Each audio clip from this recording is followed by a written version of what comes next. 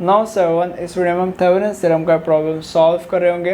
Thevenin's theorem का कोई भी प्रॉब्लम सॉल्व करने के लिए तुम्हें बस ये 3 स्टेप प्रोसेस फॉलो करना है और तुम्हारे आंसर्स आ जाएंगे। हमारा क्वेश्चन कहता है कि find the value of current flowing through 20 ohm resistor, मतलब ये 20 ओम रजिस्टर है, इसके थ्रू जो भी करंट फ्लो रहा है उस करंट की वैल्यू हमें निकालनी है, right. Step number 1 calculate the VTH, इसलिए यहाँ पे मैं लिखता हूँ स्टेप नंबर 1 कैलकुलेटिंग VTH। अब हमें ये तो पता है कि स्टेप नंबर 1 में VTH कैलकुलेट करना है, बट कैसे?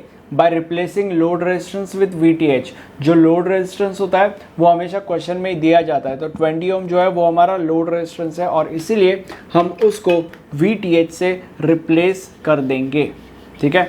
तो यहाँ पे मैं इसको रफ कर देता हूँ और इसको VTH से रिप्लेस कर देता हूँ और यहाँ पे प्लस माइनस हमें अज्यूम करना पड़ता है, ठीक है। अब आगे बढ़ते हैं। सॉल्व लाइक नोडल एनालिसिस, इसको आपको नोडल एनालिसिस के सम जैसे आप सॉल्व करते हो वैसे सॉल्व करना है। अगर आपको नहीं पता कि नोडल एनालिसिस यूज करके एक सम को सॉल्व कैसे किया जाता है तो वहाँ पे 4 स्टेप प्रोसेस दे रखा है, तुम्हें बस उसको अप्लाई करना है। Step number 1 identify the nodes. Nodes का मतलब एक ऐसा पॉइंट जिसमें से 2 से ज़्यादा ब्रांचेस गुजरते हैं, उसको हम नोड कहते हैं। क्या ये एक नोड है? नहीं, क्योंकि इसमें से 2 ही ब्रांचेस गुजरते हैं। क्या ये एक नोड है? हाँ है, क्योंकि इसमें से 1, 2 और 3 ब्रांचेस गुजरते हैं। क्या ये एक नोड है? नहीं। क्या ये एक नोड है? हाँ है, क्योंकि इसमें से 1, 2 और 3 ब्रांचेस गुजर रहे हैं। क्या ये एक नोड है? हाँ है, क्योंकि इसमें से भी 3 ब्रांचेस गुजरते हैं। ये एक ग्राउंड नोड है क्योंकि ये ऑलरेडी क्वेश्चन में दे रखा है, राइट। ये नोड नहीं है, ये नोड नहीं है, खत्म। तो बेसिकली हमारे क्वेश्चन में 1, 2, 3 और 4 ही नोड है, ठीक है।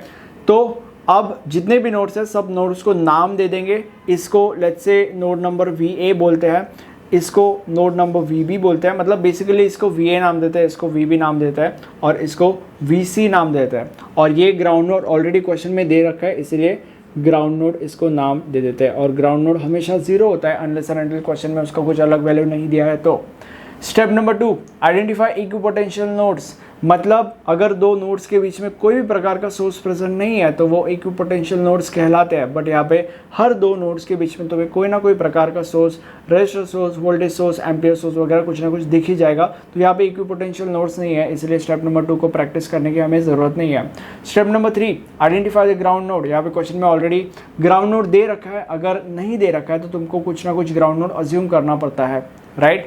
Step number 4 use the formula and solve it. अगर हमने ऊपर से देखा हमारे पास 4 नोड्स है जिसमें से 1 का वैल्यू हमें पता है और 3 का वैल्यू हमें निकालना है। जिन भी नोड्स की वैल्यूज तुम्हें निकालनी है उनमें बस तुम्हें करंट्स को बाहर फेंकना होता है एंड देन सॉल्व करना होता है यूजिंग दैट फॉर्मूला। सो सबसे पहले VA को पकड़ते हैं, तो VA से करंट्स को बाहर फेंकेंगे हम। कैसे फेंकेंगे? देखो, VA से 3 ब्रांचेस जा रहे हैं, तो पहले ब्रांच में I1 को फेंकेंगे, दूसरे ब्रांच में I2 को फेंकेंगे और तीसरे ब्रांच में I3 को फेंकेंगे। अब तीनों करंट्स के ऊपर वो फॉर्मूला यूज किया जाएगा। सबसे पहले मैं यहाँ पे लिखता हूँ अप्लाइंग KCL टू VA। सबसे पहले I1 के ऊपर जंप करते हैं। सो क्या है फॉर्मूला? जहाँ से निकल रहा है माइनस, जहाँ पे जा रहा है प्लस माइनस वोल्टेज, तो I1 VA से निकल रहा है, VB के पास जा रहा है, सो VA minus VB upon plus minus voltage, रास्ते में कोई वोल्टेज नहीं है तो लिखने की जरूरत नहीं है, अपॉन रेजिस्टेंस, तो रेजिस्टेंस 10 है रास्ते में इसलिए 10। अब I1 हो गया। I2 के ऊपर जंप करेंगे। I2 के जगह पे कुछ लिखने की जरूरत नहीं है क्योंकि I2 जो है उसके रास्ते में VTH आ रहा है। VTH एक ओपन सोर्स है तो मतलब करंट जा ही नहीं रहा है वहाँ से, और इसलिए I2 लिखने की ज़रूरत ही नहीं है। I3 के ऊपर जंप करेंगे। I3 जहाँ से निकल रहा है माना जहाँ पे जा रहा है प्लस माइनस वोल्टेज, तो I3 जो है वो VA से निकल रहा है और JN के पास जा रहा है, सो VA माइनस JN लिखने की ज़रूरत नहीं क्योंकि वो 0 है, इसे लिखने की ज़रूरत नहीं है। प्लस माइनस वोल्टेज, उसके रास्ते में कोई भी प्रकार का वोल्टेज सोर्स नहीं है इसलिए वो भी लिखने की ज़रूरत नहीं है। एंड अपॉन रेजिस्टेंस, रास्ते में रेजिस्टेंस 5 है और इसलिए upon 5 and is equal to 0। इसको थोड़ा सा सॉल्व किया जाएगा। अब ऐसा कौन सा नंबर है जो इन दोनों के टेबल में आता है और सबसे पहले आता है? 10 ही एक ऐसा नंबर है जो इन दोनों के टेबल में आता है और सबसे पहले आता है।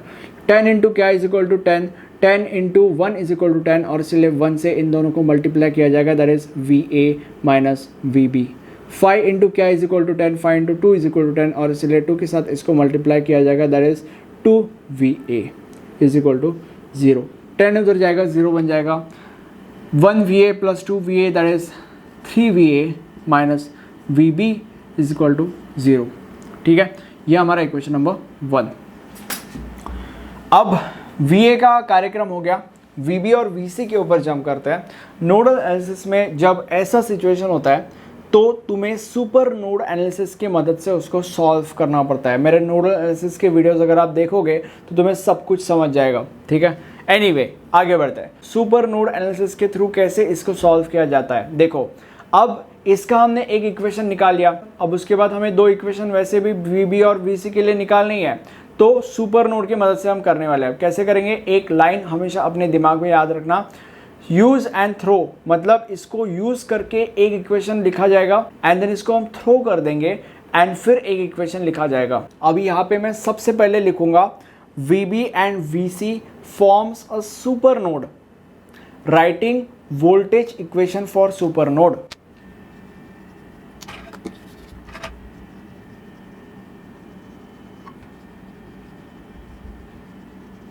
अब इसको यूज करके कैसे एक इक्वेशन लिखेंगे, मैं लिखूंगा VC minus VB is equal to 45 और ये होगा हमारा इक्वेशन नंबर 2। क्यों लिखा मैंने ऐसे और कैसे लिखा, जो पॉजिटिव साइड है वो VC के पास है और इसलिए मैंने प्लस VC लिखा, और जो नेगेटिव साइड है वो VB के पास है इसलिए मैंने माइनस VB लिखा एंड 45 वैसे का वैसा। अब इसको यूज़ करके तो एक इक्वेशन हमने लिख लिया, अब इसको हम थ्रो कर देंगे, ऐसे अज्यूम करेंगे कि यहाँ पे है ही नहीं कुछ, और अगर हमने अज्यूम किया कि यहाँ पे है ही नहीं तो ये जो VB और VC है वो क्लिप अप हो जाएगा क्योंकि बीच में तो कुछ है ही नहीं, राइट। और जो हमने यहाँ पे किया था सेम चीज़ हम यहाँ पे करेंगे। यहाँ पे हमने क्या किया था, करंट्स को बाहर फेंका था नोड के, यहाँ पे भी हम नोड से करंट को बाहर फेंकेंगे, ठीक है। कैसे फेंकेंगे, I1, I2 और I3 यहाँ पे तो हो गया था, यहाँ पे I4, I5, I6 और I7 होगा। सो यहाँ पे I4 को बाहर फेंका जाएगा, I5 को बाहर फेंका जाएगा। अब यहाँ पे ये तो कुछ है ही नहीं क्योंकि हमने अज्यूम किया था कि यहाँ पे कुछ है ही नहीं, राइट। सो I4, I5 डायरेक्ट इधर पे जंप करेंगे, ये हमारा I6 और ये हमारा I7, राइट। चारों करंट्स के ऊपर हम वो वाला फॉर्मूला अप्लाई करके आंसर निकालेंगे। सो यहाँ पे मैं लिखूंगा applying KCL to super node.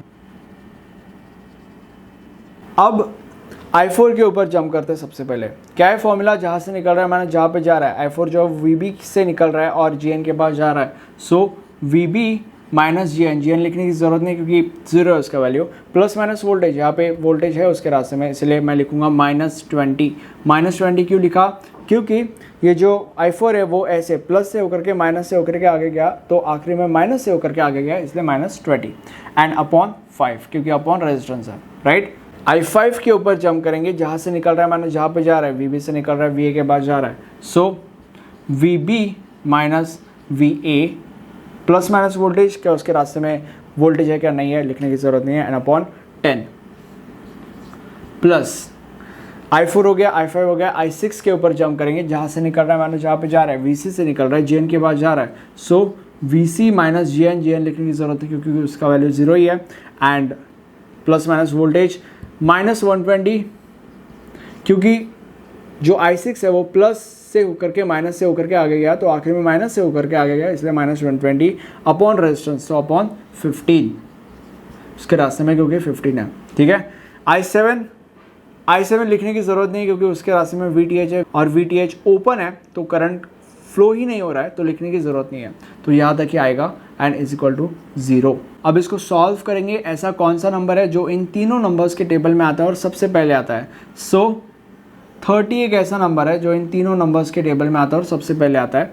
So 5 into क्या is equal to 30, 5 into 6 is equal to 30 और इसलिए 6 से इन दोनों को मल्टीप्लाई किया जाएगा, that is 6VB minus 120 plus 10 into क्या is equal to 30, 10 into 3 is equal to 30 और इसलिए 3 से इन दोनों को मल्टीप्लाई किया जाएगा, that is 3VB and -3VA plus 15 into क्या is equal to 30, 15 into 2 is equal to 30 और इसलिए 2 से इन दोनों को मल्टीप्लाई किया जाएगा, that is 2VC minus 240 is equal to 0, right. 30 उधर जाएगा 0 बन जाएगा, यहाँ पे सारे के सारे VA के टर्म्स दैट इज -3VA एक ही है, सो -3VA, VB के terms that is 6 plus 3 that is 9 and 2 ही है तो प्लस 9VB और VC के terms that is +2VC then numbers -120 and -240 that is -360, तो -360 अगर उधर जाएगा तो इट वुड बी +360, ओके। और ये आपका फाइनल इक्वेशन होगा, that is equation number 3, okay. 3 equations, 3 unknowns, calci में डालो, आंसर निकालो। तो ये हमारा कैल्सी है, मेनू में जाएंगे, उसके बाद इक्वेशन एंड फंक्शन, उसके बाद 1 and 3, क्योंकि 3 इक्वेशन 3 अननोन है। सो अभी यहाँ पे फर्स्ट इक्वेशन में 3VA है, माइनस VBA तो -1, उसके बाद VC है ही नहीं, इसलिए उसके जगह पे 0 डाला जाएगा, उसके बाद =0। देन सेकंड इक्वेशन में VA है ही नहीं, इसलिए उसके जगह पे 0 डाला जाएगा। देन -VBA तो -1 एंड VC है तो 1 एंड उसके बाद 45। उसके बाद इक्वेशन नंबर 3 में -3 then 9 then 2 and 360 is equal to 9, 27 and 72। अब जो भी आंसर आए थे यहाँ पे मैंने लिख दिया है, बट अभी भी हमें नहीं पता कि VTH का वैल्यू क्या है। अगर तुमने ध्यान से देखा तो VTH के थ्रू I7 गुजर रहा है, राइट। सो यहाँ पे हम लिखेंगे राइटिंग इक्वेशन फॉर VTH। अब अगर I7 को हमने फॉलो किया तो I7 VC से निकल रहा है, तो VC minus VTH minus VA, right. Minus VA क्यों? क्योंकि VC से VA जा रहा है, okay. So VC minus VTH minus VA and is equal to 0। अब माइनस VTH उधर चले जाएगा, so it would be VTH is equal to VC minus VA, right. And is equal to VC क्या है?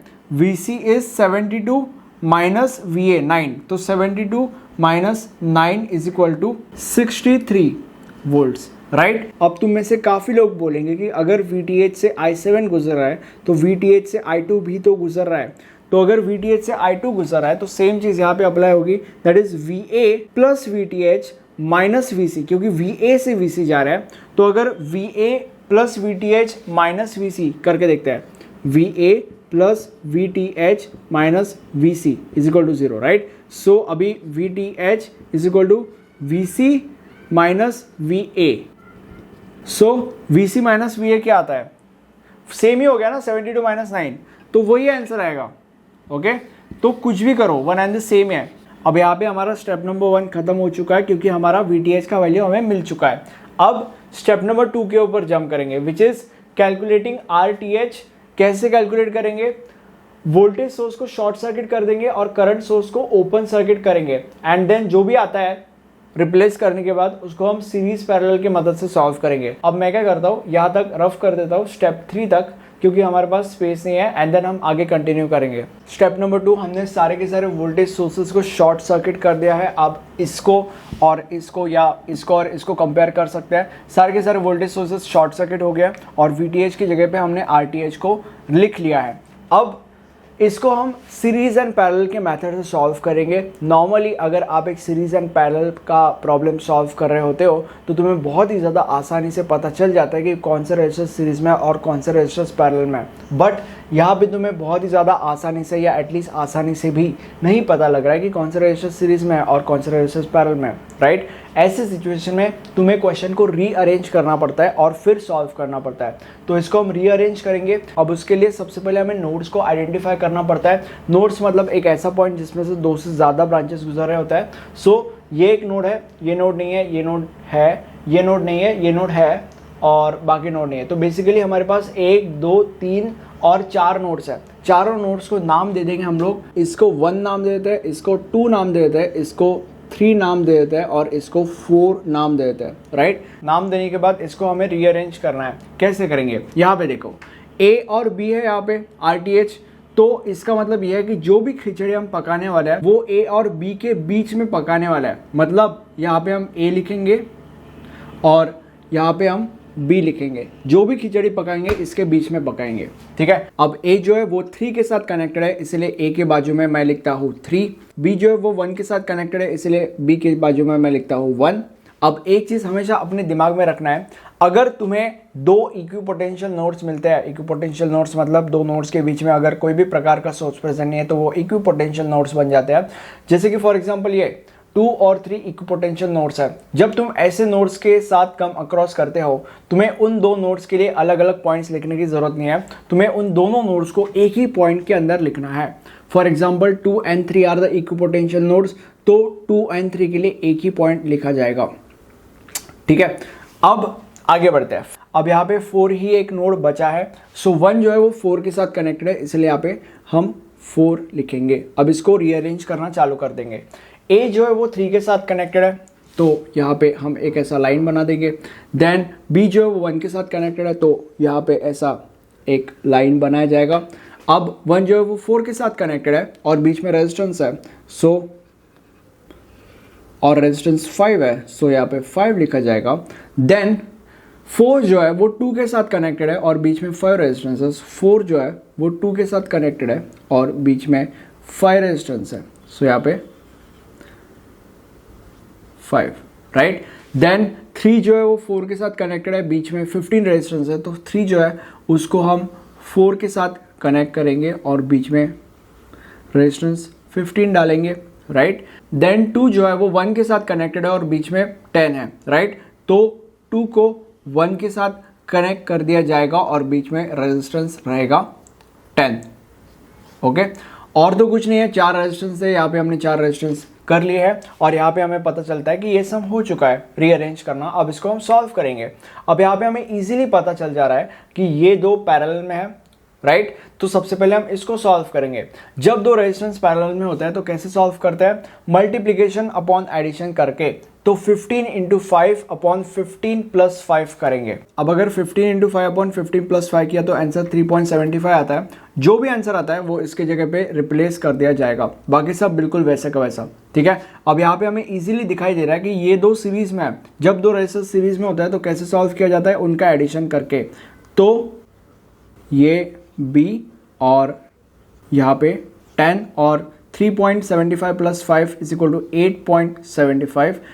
अब यहाँ पे दो रेजिस्टेंस पैरेलल में है और आंसर इसलिए आता है RTH is equal to this into this upon this plus this, और आंसर आता है 4.66 ओम्स, राइट। अब स्टेप नंबर 1 और 2 हो चुका है। स्टेप नंबर 3 के ऊपर जंप करेंगे। स्टेप 3 में क्या करना था? एक डिफॉल्ट डायग्राम मैंने वहाँ पे बनाया था, तुम्हें बस उस डिफॉल्ट डायग्राम को यहाँ पे डालना है, फॉर्मूले में वैल्यूज डालने हैं और आंसर निकालना है। अब वो जो डिफॉल्ट डायग्राम थी वो ये थी, ठीक है। यहाँ पे VTH लिखना है, यहाँ पे RTH लिखना है और यहाँ पे RL लिखना है, मतलब लोड रेजिस्टेंस। VTH की जगह पे हमने जो VTH की वैल्यू निकाली थी वो यहाँ पे लिख दी, RTH की जगह पे जो RTH की वैल्यू निकाली थी वो यहाँ पे लिख दी, एंड जो लोड रेजिस्टेंस था जो क्वेश्चन में था वो यहाँ पे लिख दिया। Formula IN is equal to VTH upon RTH plus RL and that is your answer. And उसके बाद लिख देना the value of current flowing through 20 ohm resistor is 2.55 ampere, और ये आपका फाइनल आंसर होगा।